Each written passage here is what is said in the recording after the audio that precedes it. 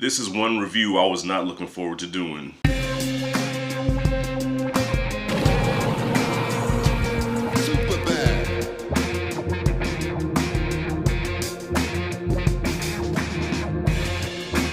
Alright, y'all, so I had to go ahead and check this documentary out. At first I said I was going to avoid it, but then I just said, fuck it. I'm going to watch it just to see how ridiculous these stories sound from the two gentlemen that accused Michael Jackson of doing what he did. So I'm talking about the HBO documentary Leaving Neverland, and off rip, man, this documentary is very disturbing. Like, graphic, detailed stories about what these young men accused Michael Jackson of doing to them. Now, we all know that MJ was accused of child molestation back in like 93, I think it was.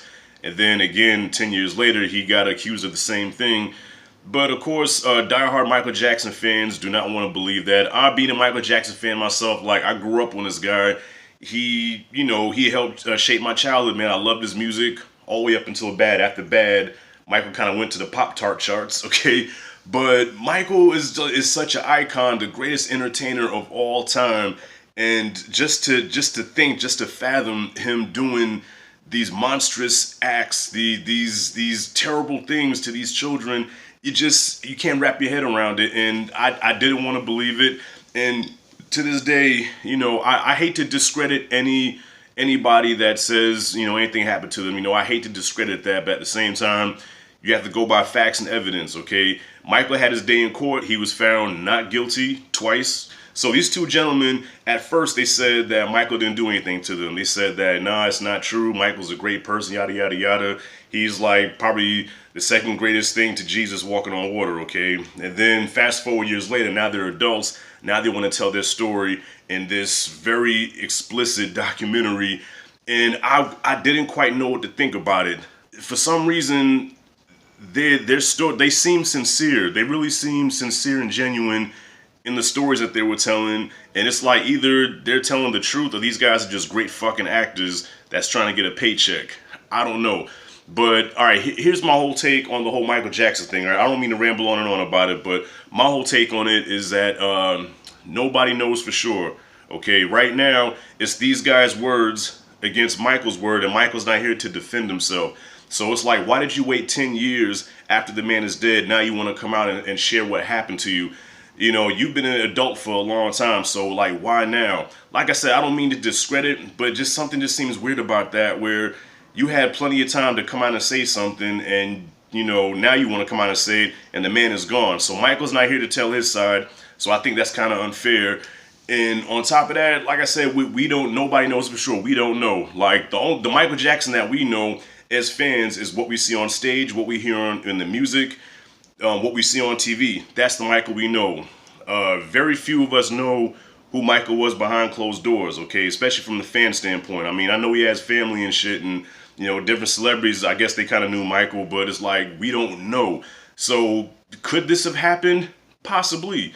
The one thing I will fault Michael for is being in that position to begin with, to even be accused of anything like that. Like, that's the one thing I fault Mike on, is that he should have knew better not to even be in that position. When you're a high profile artist, the greatest entertainer in the world, you should not even be in a position where somebody can accuse you of anything like that. So that's why I find him at fault, because, when you listen to the stories, you can kind of see it happening because of Michael's bizarre behavior and the fact that he was so obsessed with children because he was like a child himself that never grew up. And it's like Mike did a whole Benjamin Button where as a kid, he was like a man child. He was an old soul. And the older he got, the younger he got. And it's like he wanted to hang with kids. Like, you a grown ass man and you would rather hang with Macaulay Culkin than Madonna. You know what I'm saying? And at the time, Madonna was the most doable thing on the planet. And you passed that up to go be with Macaulay Culkin. It did seem kind of suspect. So I want to believe that these things did not happen. And the way the documentary set it up kind of funny, because at first they're painting a picture of Michael as this great guy, this great entertainer. He's such a sweet person, and the family was talking good about him. Everybody was singing his praises, and then out of left field, it goes from, yeah, Michael was this, Michael was great, and then he taught me how to masturbate. I just realized that shit rhymed. But yeah, like, look, I'm not trying to make jokes out of this, man, but like, seriously, it went from painting this picture of Michael being this perfect guy to all of a sudden, boom, yes, this is when the sexual abuse started. And I was like, whoa, wait a minute. I said, because at first I'm like, yeah, Michael, he was, according to what we saw on TV, he was a great guy. But then it was like, oh, okay, now we're getting to the sexual abuse stuff. And the more they talked, the more stories they told. I'm just kind of doing like this. I'm like, oh, man, I don't know if I can finish this. And this is a 2-part documentary, so each part is 2 hours long. So for 4 hours, you get to hear all the crazy shit that supposedly Michael did. And they did show pictures. So, okay, if you want to state facts, okay, these are the facts. These kids did have a relationship with Michael, okay? They've been to Neverland. You see pictures of them at Neverland. You see pictures of them touring and all that stuff. So these kids did have a relationship with Michael. The families knew Michael. That much we know. How far did the relationship go? That we don't know, because it's their word against his. So I don't want to really pass judgment. Just my personal opinion. My personal opinion, and I guess because I'm just seeing this from a fan standpoint, I don't believe Michael is guilty of those things. And I hate to say that, because if this really happened to these young men, it's a tragic, awful thing, because even up to the end of the documentary, like, they still have love for Michael, despite of what they said Michael did to them. Like, they said Michael had them so tranced, and so he just had that thing about him where even though Michael did what he did and hurt them, like, they still loved him and they still felt obligated to protect him in court. And that's why they claim that they lied in court to say that Michael didn't do anything. So it's crazy, man. Like, they did sound so sincere, but it's just hard for me to believe that Michael did those things, man. But is it possible these things could have happened? Yes, because you just never know. Like, you just never know. This could be 100% true, because like I said, Michael should not even been hanging with kids that young to begin with, as a grown-ass man, maybe sometimes have him to the house to,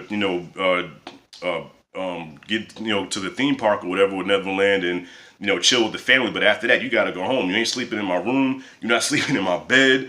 You know what I'm saying? Your parents need to be supervising at all times, because I don't want, I ain't got time for that shit. If this is fake, if this is false, that's a crime, to shit on a person that's done so much for, so much good to the world. Michael brought a lot of joy to people's lives, man. Michael brought so much just love and so much positive energy, in his time here on earth, where it's just hard to accept that actually happened.